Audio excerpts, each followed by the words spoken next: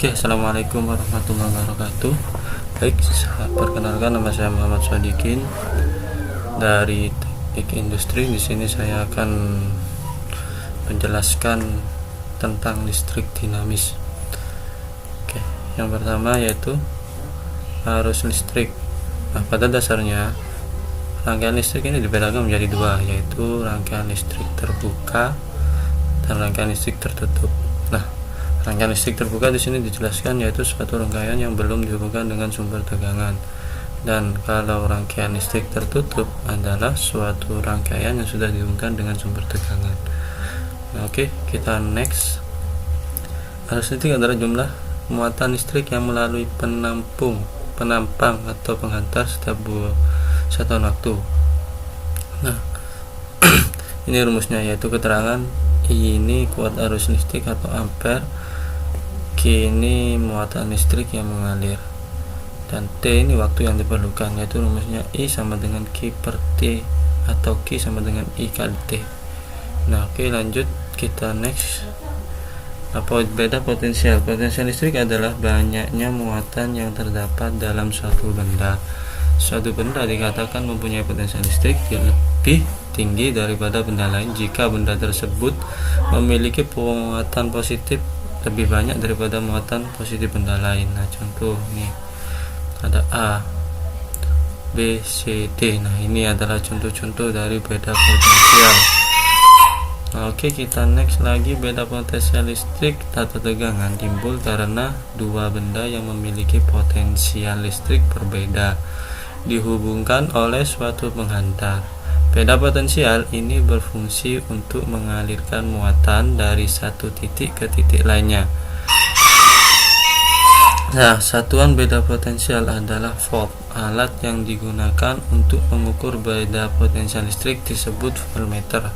Secara matematis, beda potensial dapat dituliskan sebagai berikut, yaitu V sama dengan beda potensial W usaha atau energi atau joule, I muatan atau listrik. Nah, rumusnya V sama dengan W per Q. Oke, next. Kita selanjutnya ke bab hukum Ohm.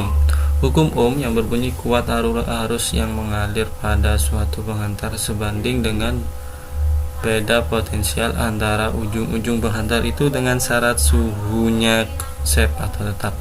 Pada rangkaian listrik tertutup terjadi aliran arus listrik. Arus listrik mengalir karena adanya beda potensial. Jadi arus listrik itu mengalir karena adanya beda potensial antara dua titik pada suatu penghantar, seperti pada alat lampu senter, radio, dan televisi. Alat-alat tersebut dapat menyala atau berfungsi karena adanya aliran listrik dari sumber tegangan yang dihubungkan dengan peralatan tersebut sehingga menghasilkan beda potensial. Hambatan listrik itu dapat didefinisikan sebagai hasil bagi beda potensial antara ujung-ujung penghantar dengan kuat arus yang mengalir pada penghantar tersebut. Nah, oke. Kita lanjut ke jenis hambatan. Nah, pada resistor tetap yang biasanya dibuat dari karbon atau kawat nikkel tipis, nilai hambatannya disimbolkan dengan warna-warna yang melingkar pada kulit luarnya. Simbol warna tersebut mempunyai arti sesuai dengan letaknya, yaitu resistor tetap. Nah, ini resistor tetap dan ini resistor variabel. Di pasaran, resistor variabel yang kita kenal ada dua, resistor variabel tipe berputar dan bergeser. Pada prinsipnya, cara kerja kedua resistor ini adalah sama, yaitu memutar atau menggeser kotak luncur untuk menambah atau mengurangi nilai hambatan sesuai kebutuhan. Nah, oke. Hukum Kirchhoff. Kita lanjut ke hukum Kirchhoff. Hukum 2 Kirchhoff atau hukum loop menyatakan bahwa jumlah perubahan potensial yang mengelilingi lintasan tertutup pada suatu rangkaian harus sama dengan 0. Hukum ini didasarkan pada hukum kekalakan energi. Secara matematif, hukum 2 Kirchhoff dapat dinyatakan sebagai berikut, yaitu ini Kirchhoff E sama dengan Kirchhoff, ini bacanya Kirchhoff I kali R. Keterangan E ini Google sumber arus, I kuat arus, R hambatan. Pada perumusan hukum Kirchhoff mengikuti ketentuan sebagai berikut. Semua hambatan atau R dihitung positif pada arah perjalanan atau penelurusan rangkaian atau tertutup atau loop. Jika sumber arus berawal dari kutub negatif ke kutub positif, maka GGL-nya dihitung positif. Jika sebaliknya, dari kutub positif ke kutub negatif, arus yang searah dengan penelurusan loop dihitung positif. Sedang yang berlawanan dengan arah penelusuran dihitung negatif. Yang D yaitu jika hasil perhitungan kuat arus bernilai negatif, maka kuat arus yang sebenarnya merupakan kebalikan dari arah yang ditetapkan. Rangkaian hambatan listrik. Pada rangkaian listrik, mungkin Anda sering menjumpai beberapa hambatan yang dirangkai secara bersama-sama. Hambatan yang dimaksud di sini bukan hanya resistor, melainkan semua peralatan yang menggunakan listrik, seperti lampu, radio, televisi, dan setrika listrik. Rangkaian hambatan listrik dibedakan menjadi dua, yaitu seri dan paralel. Oke, kita next. Nah, kita masuk ke rangkaian hambatan seri. Rangkaian hambatan seri adalah rangkaian yang disusun secara berurutan atau segaris. Bila satu hambatan ada putus, maka arus listrik pada rangkaian tersebut juga putus atau tidak mengalir. Nah, contoh lampu disusun di ini. Yang pertama yaitu lampu disusun seri. Nah, yang kedua simbol rangkaian, dan yang ketiga ini contoh hambatan pengganti. Nah, oke. Kita next. Nah, rangkaian hambatan paralel.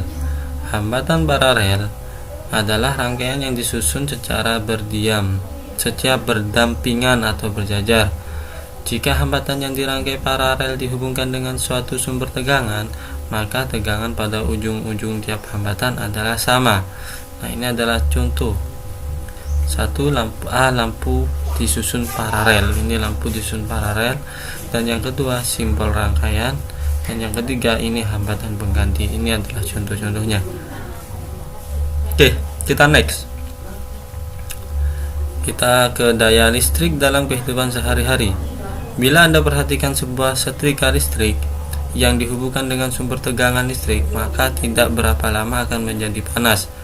Hal ini terjadi karena adanya usaha untuk memindahkan muatan listrik setiap saat pada rangkaian listrik yang besarnya sama dengan energi listrik yang diubah menjadi energi kalor. Besarnya energi setiap satuan waktu disebut daya listrik. Nah, kita tahu sendiri kan, setrika itu awal yaitu dingin. Nah, lama-lama akan menjadi panas karena ini adanya usaha untuk memindahkan muatan. Kita lanjut. Nah, ini secara matematis daya listrik dapat ditulis sebagai berikut. Jika W sama dengan V kali L kali T, maka persamaan di atas dapat ditulis P sama dengan V kali Y. Menurut hukum Ohm, persamaan daya dapat ditulis P sama dengan I pangkat 2 kali R atau P sama dengan V pangkat 2 per R. Nah, ini keterangannya adalah P ini sama dengan daya listrik, W ini energi listrik atau Joule, V ini tegangan listrik voltmeter, I ini kuat arus listrik ampere, dan R ini hambatan listrik. Nah, oke, penghemat energi listrik. Hampir setiap bulan, petugas PLN dari PLN datang ke rumah para pelanggan listrik untuk mengetahui besar energi listrik yang digunakan melalui kWh meter atau meteran listrik. Makin besar angka yang tercatat dalam kWh meter, berarti makin besar pula energi listrik yang digunakan, sehingga biaya yang harus dibayar juga makin besar. Nah, bagaimana cara menghemat energi listrik di rumah? Ada beberapa cara yang dapat dilakukan, antara lain sebagai berikut. Nah,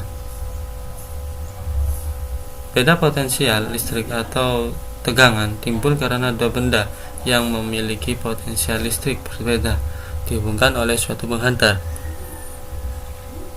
Beda potensial ini berfungsi untuk mengalirkan muatan dari satu titik ke titik lainnya. Satuan beda potensial adalah volt. Alat yang digunakan untuk mengukur beda potensial listrik disebut voltmeter. Secara matematis, beda potensial dapat dituliskan sebagai berikut. Penghemat listrik. Kita lanjut ke penghemat listrik. Yaitu yang pertama menggunakan lampu neon daripada lampu pijar. Untuk penerangan di rumah, Anda menggunakan lampu listrik. Lampunya biasanya Anda gunakan ada dua jenis, yaitu lampu neon dan lampu pijar. Dan yang kedua, menggunakan aliran listrik berdaya rendah. Mengganti perabot rumah dengan barang hemat energi, mulai dari AC, kompor, setrika, dan lain-lain. Yang ketiga itu mengatur pemakaian dengan baik. Ada sebagian masyarakat Anda yang belum dapat menggunakan energi listrik secara efisien, seperti menggunakan lampu, radio, televisi, tetapi malah ditinggal pergi. Itu saja penjelasan dari saya mengenai arus listrik, hukum Ohm dan hukum Kirchhoff. Apabila ada kesalahan dari penjelasan saya, mohon maaf. Selebihnya saya mengucapkan terima kasih. Assalamualaikum warahmatullahi wabarakatuh.